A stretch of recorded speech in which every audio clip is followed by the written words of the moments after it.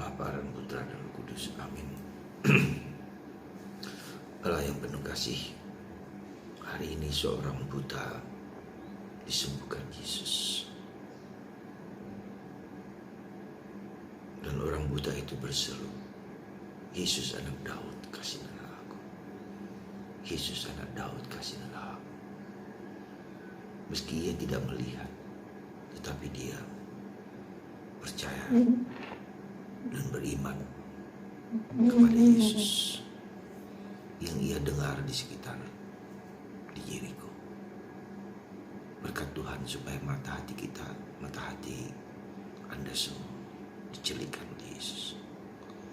Terpujilah nama-Mu kini dan sepanjang segala masa. Amin. Para saudaraku terkasih dalam Kristus, seorang buta di Yeriko berseru, Yesus anak Daud, kasihanilah aku orang berdosa ini. Dari mana ia tahu bahwa Yesus ada di situ? Dari mana ia tahu bahwa Yesus anak Daud? Dari mana ia tahu berita tentang Yesus yang dapat menyembuhkan? Nyata dan tampak jelas bahwa orang ini adalah orang yang mencari Tuhan, mendengarkan Tuhan, mendengarkan kesembuhan. Apa yang ia dengar dari sekitar dia, mungkin ada orang mengajar, dia duduk di sekitar itu, atau dia sekedar mendengarkan celotehan di kiri kanannya. Dan dia mungkin juga tahu bahwa Yesus menyembuhkan banyak orang atau melakukan banyak mujizat. Semua itu adalah bagian dari seluruh hal yang diketahui oleh Tuhan. Tuhan mengerti apa yang ada dalam hati orang tersebut. Maka Yesus bertanya, apakah yang kau mau? Mataku terbuka. Jadi meskipun mata batinnya, mata fisiknya nggak kelihatan, tapi mata batinnya yang kelihatan. Dan itu saya kira yang dilihat Tuhan. Ya, jadi saudaraku terkasih dalam Kristus, Tuhan mengerti apa yang ada dalam hati kita yang terdalam. Siapa yang kita cari, siapa yang kita rindukan, siapa yang kita dambakan. Dan itulah yang menurut saya Tuhan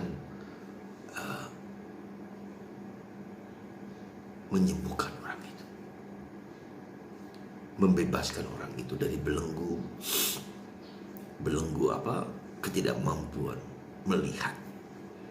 Melihat adalah suatu proses yang tidak mudah, yang didambakan semua orang. Ketika dia tidak melihat, dia tidak mampu juga mengerti apa yang ada di sekitar, sangat terbatas daya-dayanya. Tetapi jangan lupa, ketika orang buta, telinganya menjadi tajam, dan telinga batinnya menjadi tajam, mata batinnya menjadi tajam. Ketika salah satu panca indera kita, terutama mendengar, melihat, mencecap itu kehilangan, maka dia kemampuan panca indera yang lain menjadi tajam, menjadi kuat. Dan itulah yang terjadi pada si buta dari Yeriko ini. Saudara, saya kira kita juga pada kesempatan lain Yesus juga memberikan perumpamaan tentang Bartimeus, ya. Bartimeus yang juga buta, tapi kemudian dia tidak buta. Orang Yahudi, orang Farisi yang tidak buta menjadi buta karena tidak bisa melihat, tidak bisa membedakan antara kebaikan dan kejahatan.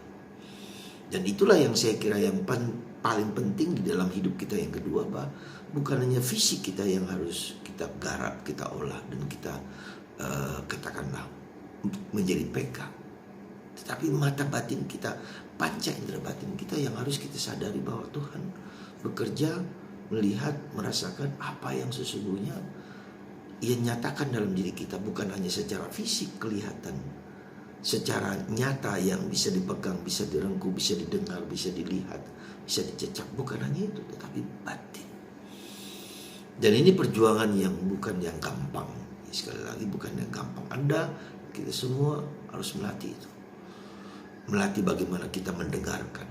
Ya, terus mendengarkan dan mendengarkan bimbingan Tuhan lewat pendengaran. Audio. Ya, disitulah kita mulai masuk kepada mata batin kita. Ya, semoga Anda dan saya dan kita semua tidak hanya cukup mengembangkan yang lahiriah, yang nampak, yang kelihatan. Masuk ke dalam relung-relung batin kita untuk mendengarkan apa yang sebetulnya Tuhan kehendaki bagi kita semua. Semoga kita seperti si buta dari Yeriko itu terbuka terhadap segala kemungkinan, bahwa Tuhan membimbing, menuntun kita, dan kita menjadi peka akan apa yang Ia nyatakan kepada kita. Tuhan memberkati Anda semua. Semoga mata batin kita terbuka dan dibuka oleh Tuhan. Bapa,